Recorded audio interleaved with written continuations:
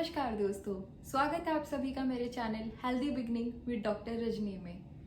आज मैं आपको बताऊंगी विटामिन डी के बारे में, स्पेशली विटामिन डी की डेफिशिएंसी के बारे में, यानी कि इससे होने वाली कमी के बारे में, इसकी कमी से होने वाले नुकसान के बारे में, यह हमारे शरीर में क्या कर सकती है, इसकी कमी को रोकने के लिए हम क्या क्या उपाय कर सकते हैं, क्या क्या इसके बचाव हैं और क्या क्या इसका ट्रीटमेंट है, हम इससे कैसे बचाव कर सकते हैं। ऑन एक्सपोजर टू सनलाइट, जैसे ही सनलाइट से एक्सपोजर होता है तो it is produced in our body, तो इसलिए इसे सनशाइन विटामिन के नाम से भी जाना जाता है। विटामिन डी जो है वो बहुत ही इंपॉर्टेंट कंपोनेंट है हमारे मस्कुलर स्केलेटन सिस्टम के लिए, यानी कि मसल, बोन्स और जॉइंट्स के लिए। जैसा कि हम सबको पता है, it helps in increase in the absorption of calcium, zinc, iron, phosphorus from intestine. मतलब कि कैल्शियम, फॉस्फोरस और जिंक जो कि इम्यूनिटी बूस्टर्स हैं हमारे, इन सबको ये एब्जॉर्प्शन में हेल्प करता है इंटेस्टाइन से। और सबको पता है कि कैल्शियम हमारी बोन्स और मसल्स के लिए कितना इम्पोर्टेंट है। और जब विटामिन डी की डेफिशिएंसी होगी, यानी कि विटामिन डी हमारे शरीर में नहीं है, तो वो कैल्शियम का एब्जॉर्प्शन कैसे करेगा इंटेस्टाइन से। और जब इंटेस्टाइन से कैल्शियम का एब्जॉर्प्शन नहीं होगा तो उसका सीधा इफेक्ट कहाँ पर आएगा, हमारे बोन्स और मसल्स पे।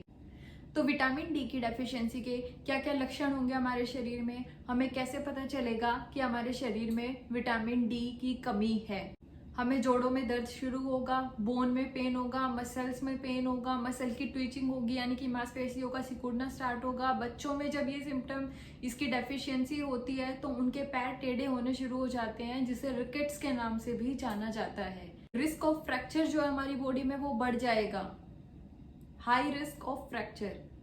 जनरलाइज वीकनेस, यानी कि पूरी बॉडी में हमें एक कमजोरी सी महसूस होगी। हम खा पी तो ठीक से रहे, हम फिजिकली फिट होने के बाद भी हमें एक खुद से कमजोरी महसूस होगी। हमें लगेगा कि हम फिजिकली फिट तो हम खा पी तो रहे हैं, लेकिन हम कुछ कर क्यों नहीं पा रहे। फ्रीक्वेंटली फॉलिंग इल, यानी कि हम जल्दी जल्दी बीमार पड़ना शुरू हो जाएंगे, जैसे खांसी, जुकाम, ये हमें बहुत जल्दी जल्दी होता रहेगा। लो बैक एक, यानी कि पीठ के निचले हिस्से में हमें दर्द होगा। स्पाइन में हमारी पेन होगा। प्री एक्लैम्प्सिया एक कंडीशन होती है प्रेग्नेंट फीमेल्स में, जिसमें डिलीवरी के वक्त उनको कन्वल्जन्स आना, यानी कि झटके आना शुरू हो जाते हैं बॉडी में, जो कि किसके कारण होती है, विटामिन डी की डेफिशिएंसी के कारण होती है। जिससे कि बच्चा हमारा लो बर्थ वेट, यानी कि जन्म के समय पे उसका बर्थ वेट जो है वो कम होता है, या बच्चा छोटे साइज का पैदा होता है। पेनफुल बोन्स ये कराती है।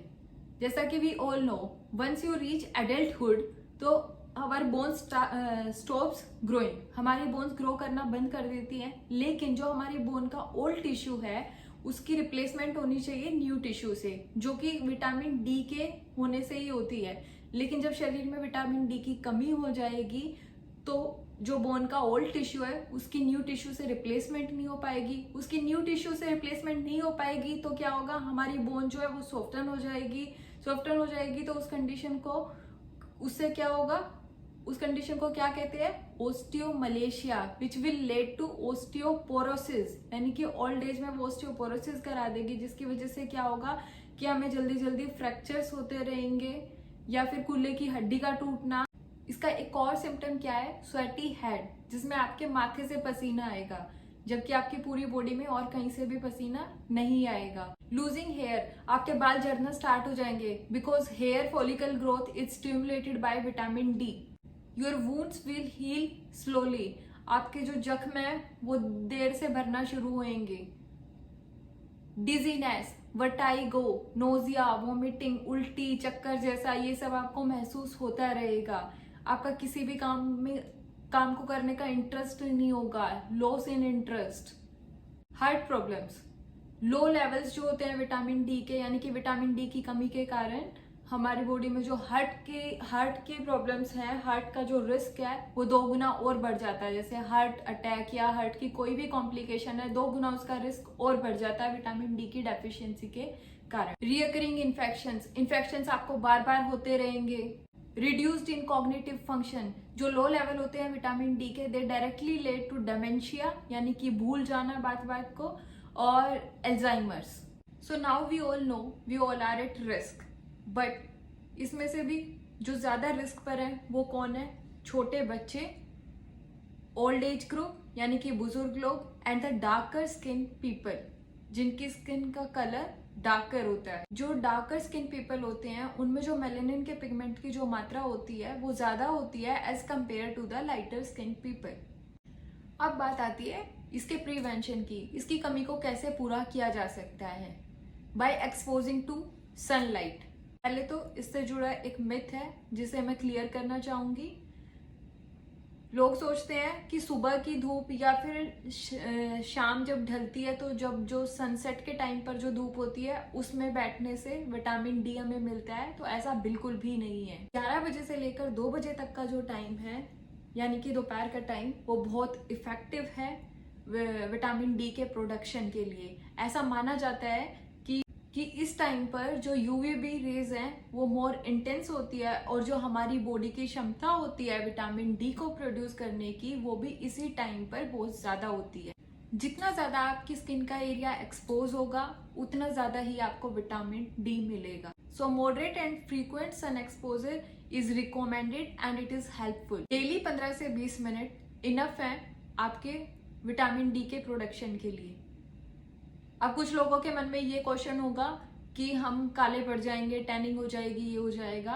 तो जितना टाइम आपकी स्किन को सन बर्न होने में लगता है या फिर टैन प्रोड्यूस होने में लगता है, उसके आधे टाइम में ही आपको विटामिन डी मिल जाता है। डार्कर पीपल्स में जिनकी डार्कर स्किन है उनको ज्यादा टाइम के लिए बैठना होगा, यानी कि आधे घंटे से 1 घंटे तक। और कैसे हम विटामिन डी की कमी को पूरा कर सकते हैं? Corn liver oil, canned tuna fish, egg yolk से यानी कि अंडे का जो पीली परत होती है उससे, और बीफ लीवर। और बहुत ज्यादा देर के लिए भी हमें सनलाइट में नहीं बैठना है, वरना उसके अलग से नुकसान भी हैं, जैसे कि स्किन का कैंसर, आई डैमेज। तो जब भी बैठे गॉगल्स लगाकर बैठे।